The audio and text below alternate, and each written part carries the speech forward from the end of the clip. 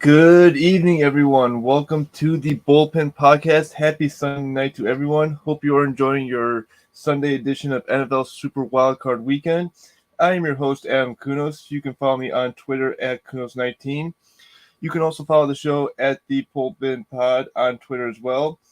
Our show is sponsored by Fanatics. You can head over to our link tree on our Twitter bio for all of your baseball Fanatics gear, including jerseys, hats, shirts, and more. A couple of announcements for the show. We originally announced that we were going to be doing a show Sunday evenings. We're actually going to push that back to Sunday night following the ESPN Sunday Night Game of the Week. We'll do a live show on Twitter and YouTube following that game.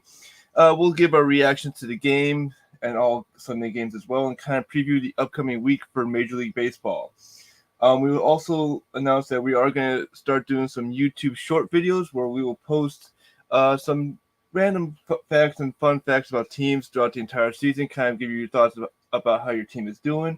So stay tuned to our YouTube channel. We would like you to head over to YouTube, click the link and subscribe button on our YouTube channel as we will interact with more of you guys through our YouTube channel. Earlier this week, I did have a good honor of going on to the Locked On Brewers podcast. I would like to give a special shout out to Brandon Snide and the Locked On Brewers podcast for having me on this week. It was an absolute pleasure to go on to talk Brewers baseball. And we also kind of previewed the NL Central and talked about some free agent signings that did happen over this past week. So a couple of signings that did happen, and we talked about this, how the Chicago Cubs were just signing players left and right. Well, they were back at it again today. Actually, a couple days ago, they signed Trey Mancini to a 2-year deal. He comes off a split season with Baltimore and Houston. Obviously, a big part of that Houston championship team last year. So he takes over as the Cubs DH. He'll be on a 2-year deal with the Chicago Cubs, taking over that DH role for the Chicago Cubs. So going forward, the Cubs have signed a boatload of new players on 2-3-year deals. When we get into our NL Central preview, we will talk about that and how the Chicago Cubs could be a potential contender for the NL Central crown. The Carlos Correa drama did come to an end. The Mets did not sign him. The Giants did not sign him. He will go back to Minnesota on a 6-year deal, $200 million deal that's significantly less than the 13-year deal and the 10-year deal that were announced via San Francisco and New York. Now, the Minnesota Twins are taking a huge risk, and I mentioned this on the Locked On Brewers podcast. They are taking a huge risk with signing Carlos Correa. I think that there's a lot of health issues that come into question with him. However, if the Twins are confident that if they can look past his medical issues, he'll be a good asset for them on the team. So he'll be rejoining the team on a 6-year, $200 million deal. That is pending a physical, but that's clear. So he is now back with the Minnesota Twins officially. So he'll be back in the Minnesota Twins uniform for the 2023 season when that kicks off. And speaking of the 2023 season, we are less than 75 days from opening day of baseball. It's hard to believe that we are under 75 days back to opening day. Spring training kicks off in less than a month. Teams will have players start to report in less than a month to spring training camps. Then you got the World Baseball Classic that will be kicking off in March. So we got a lot of exciting stuff coming through with Major League Baseball, the World Baseball Classic. So stay tuned to this podcast for all of your baseball needs. So as we mentioned, we're going to be starting a division-by-division preview. So today we're going to start with our division preview with the American League West Division. We're going to talk about the American League West. We're going to talk about all 5 teams in the AL West. Who has the better chance of winning that division, who can challenge that division champion, and what will all these teams do throughout the season. And we're going to start with the defending champions, the Houston Astros. Last year, they clinched their 5th division in 6 years, 4th pennant in 6 years, and their 2nd World Series championship in franchise history. They had a very decent offseason. They had some good key players to their roster, the big one being Jose Abreu. He comes off a free agent signing after spending all of his career with the White Sox. He goes into free agency, signs with the Houston Astros to take over as their first baseman. We'll probably see him go into the DH role. Rafael Montero comes over as a free agent signing. He'll take over in right field. And Michael Brantley is back with Houston, another free agent signing as the DH. However, they did lose a couple of key good players, Trey Mancini being one of them. He was a big contributor to that 2022 World Series championship team. And Justin Verlander, one of their aces that they had in that pitching staff. He's now with New York, so he is gone. So Houston does look like your biggest contender to repeat as AL West champions. I think they have a good roster from start to finish. I look at the Jose Abreu signing, and I hate to say this as a White Sox fan. I was hoping that he would come back to Chicago on the south side, but unfortunately, when the 2022 season ended, it did not look like the White Sox were going to attempt to re-sign him. So he goes to Houston on a couple-year deal. Now, Houston, again, going back to 2017, clinching their first World Championship, and then it comes out that they had the trash can scandal, the sign stealing scandal. They have been the target of a lot of people about, will this team be relevant? How will this team go forward? They kind of proved everyone wrong, bringing in Dusty Baker, who finally got his World Championship ring. As a manager, he had close successes with the Giants, the Cubs, the Nationals, the Reds, all postseason teams, but was never able to get over that hump. Finally gets that World Series championship ring with the Astros, and now has Houston in a pretty good position to repeat as world champions. Going through the roster, you got Yainer Diaz as catcher. You got Jose Altuve, Alex Bregman, Jeremy Pena, and Jose Abreu as your infield core, and that is a pretty decent core. You got some consistent hitters in that lineup. You also got a good left-handed balance in that lineup as well. Going to the outfield, you got Kyle Tucker, Jake Myers, and those are going to be your big two outfield contributors throughout the season. I don't know who they're going to be as their center fielder. They may rotate players throughout the entire season. They may bring someone from the minors. We don't know what they're going to do in center field, but Houston does look like that big AL West contender again. I think they will repeat as AL West champions. That's kind of dominating that division since 2017. However, we do have another team that did make the playoffs last year, ended a 20-year playoff drought, and that would be the Seattle Mariners. The Seattle Mariners did have a pretty good offseason, not necessarily a big offseason like the Astros, but they did bring in some good players onto the roster. They bring in A.J. Pollock, who spent last year with Chicago on a free agent deal. Justin Topa was a trade with Milwaukee, so they add him to that pitching staff. And they got Colton Wong, who will come in at second base, also a trade for Milwaukee. So Seattle did make some good adjustments to their lineup. But if you look at Seattle last year, they had a slow start to the season. They started off slow.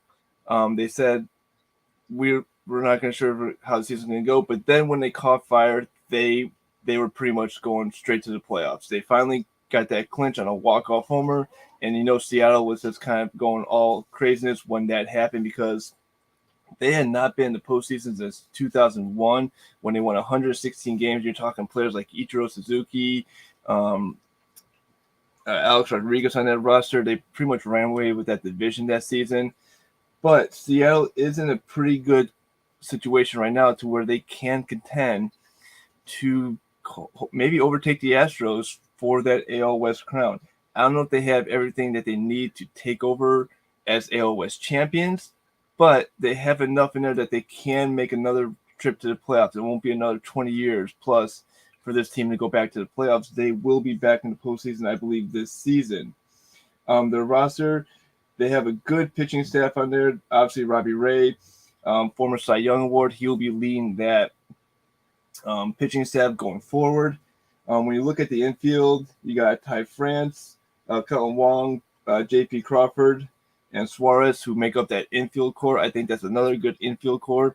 I like Ty France as leading that infield core. I think he's a good clubhouse leader. I think he's going to be a good captain for that team. So I like what Seattle is doing. I like where they're going. And I think they have a good situation going forward. They do have some good prospects lined up in the minor leagues. So they will be set for not necessarily like good 10 years, but a good 5 years down the road to be a playoff contender team. I think their window is open now if they want to contend to win now in the AL West, but hopefully challenge for an AL pennant and maybe a World Series berth going forward. So while the Mariners are your biggest challenger going forward for the Astros. You have other teams like the Angels, who are out in Los Angeles, who I'm not sure what they're going to be doing this season. The Angels have a unique situation right now.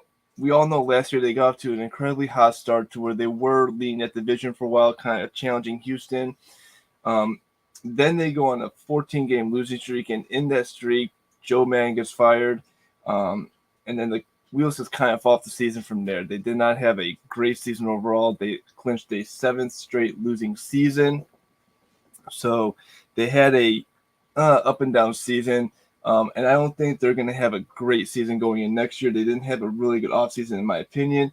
They did add Brett Phillips and Brandon Dury, but I don't think those are good players that's going to help this team contend this year. You still have Shohei Ohtani, who is definitely going to be an AL MVP contender. Obviously, with this pitching and DH role that he's now come into contact with. You have Mike Trout.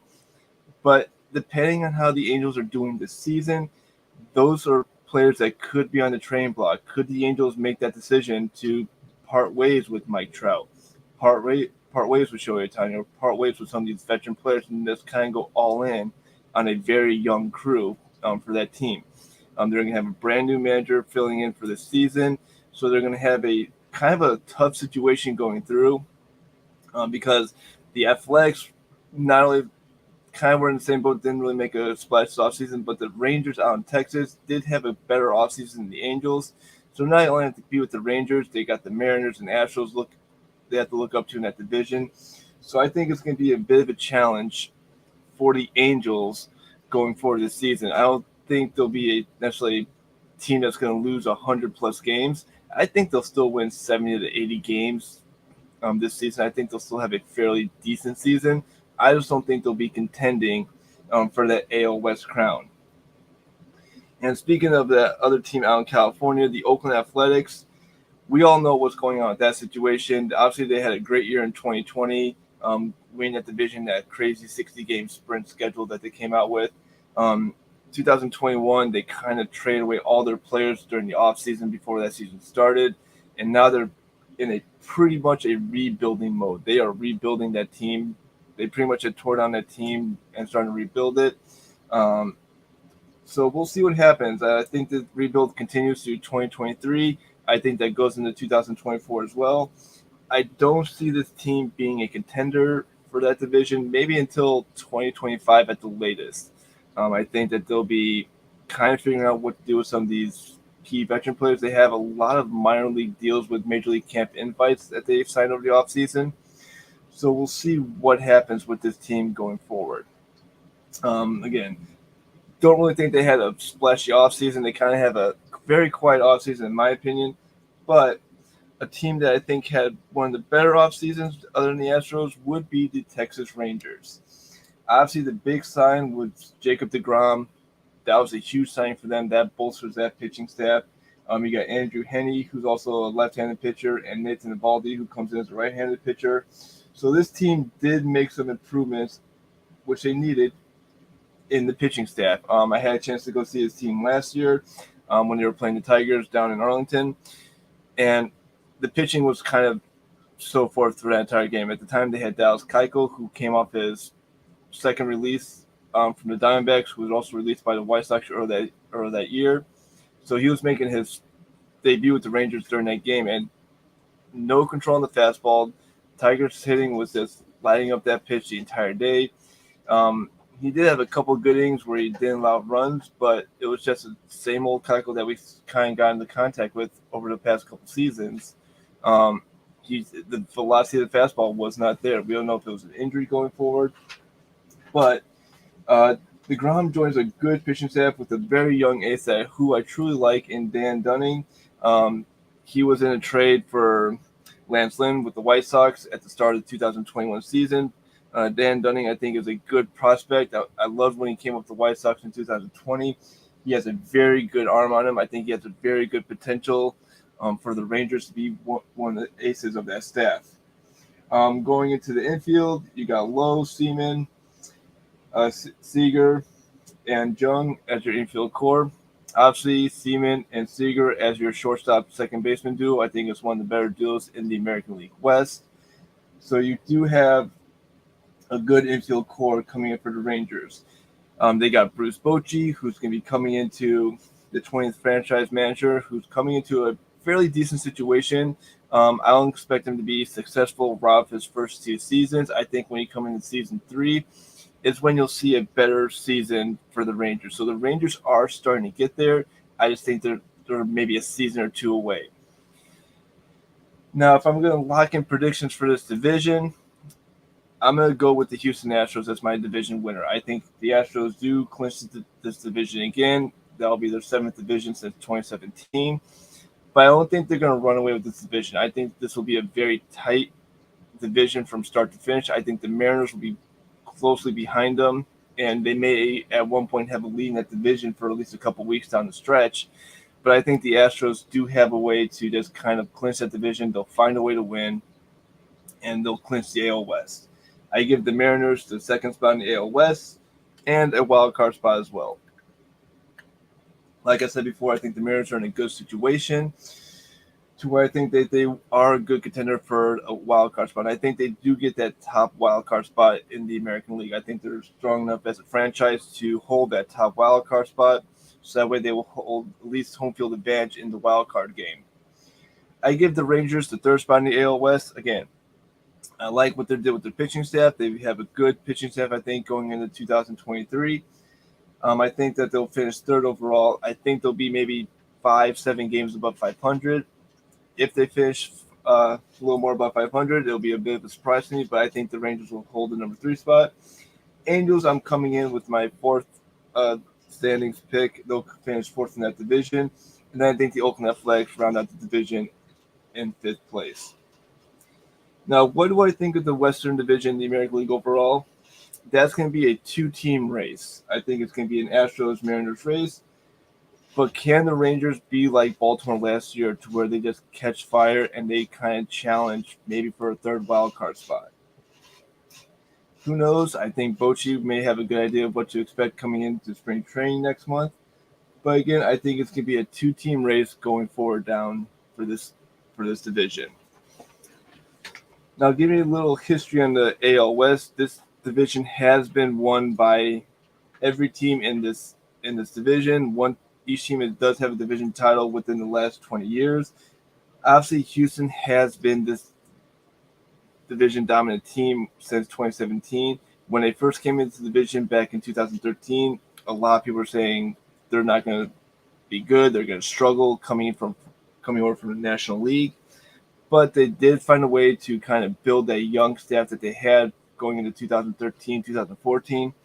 They clinched a wild card in 2015, and then they just kind of start that dominance in 2017 and pretty much have had a stranglehold on that division going forward. Obviously, the Athletics got the division in 2020, crazy seasons we all know with all the COVID restrictions and if we were going to have a baseball season at that time. But I think the Astros will maintain that division hold. It may not be a division hold like we see with the Dodgers on the National League West, but I think they will have this division kind of locked up for the next maybe 2 to 3 seasons. Other news going on in baseball, we are talking World Baseball Classic coming up. So if you're interested in the World Baseball Classic, that's going to start up here in about a month from now. You will see teams out in Major League Baseball kind of scrimmaging against national teams. So stay tuned for us here at the Bullpen Podcast. We're going to bring you all the live World Baseball Classic updates. And we're going to kind of dive a little more deep into the World Baseball Classic. I personally am very excited for the World Baseball Classic. We just had the World Cup this past November. It was an amazing World Cup. Congratulations to Argentina, who got that World Cup victory. Messi got his first World Cup victory, and it's well-deserved for him. We had a chance with my wife and I when we were in England to watch the U.S.-England game, actually in England at a local pub near the hotel we were staying at, and it was an absolute blast. I hope that same energy is there for when the World Baseball Classic kicks off in March. You have the United States, who are defending World Baseball Classic champions, will look to repeat as champions. You got Japan, who has won the Baseball Classic twice, and you got Dominican Republic, who has won it as well. But you got teams like the Netherlands. The Netherlands are team that has come close numerous times of winning that World Baseball Classic, who I wouldn't be surprised if they do win this Classic this year. They got a good, strong team out there, and I think they can challenge the U.S., Japan, Puerto Rico, and Dominican Republic for that World Baseball Classic championship. But again, that's going to be coming down the pipeline in the next couple weeks after we preview our division. So again, my division pick for this season is the Houston Astros. I say the Houston Astros will clinch that AL West again, and I say the Seattle Mariners are that first wild card team for the American League. So we're going to lock that on. We'll retweet my predictions for the AL West, and when we get to the end of the season, we'll see if I was right or we'll see if I was way off with my predictions for the AL West. Well, that about wraps up our AL West predictions. But next week, we are going to preview the other NL division out there. We're going to preview the National League West division. This is a division I follow pretty closely as I cheer for the Diamondbacks on this division. But a couple of questions that I have for this division are, can the Dodgers keep up this dominance? They have pretty much had this division locked up for the past 10 seasons. Obviously, 2021, the Giants won 107 games, the Dodgers 106. But the Dodgers pretty much had this division wrapped up since I believe September last year. Early September last year is when they had this division wrapped up. They had the best record in baseball. They had 100-plus wins during the season. But when it came to the playoffs, the Dodgers just kind of faltered yet again. They couldn't get out of the division round going forward. So we'll see if the Dodgers can maintain that stranglehold on the division. Do the Padres now have enough to overtake the Dodgers? The Padres have had an amazing offseason. I think they went out and they're one of your top spenders this offseason. So do they have enough going forward to overtake the Dodgers for the NL West? And then who is the dark horse of that division? Who's going to be that dark horse? Do the Diamondbacks kind of make a jump? Do the Giants rebound after an offseason to come out and challenge the Dodgers? Do the Rockies have enough? So that'll be some of the questions that we are going to ask next week going forward in this division.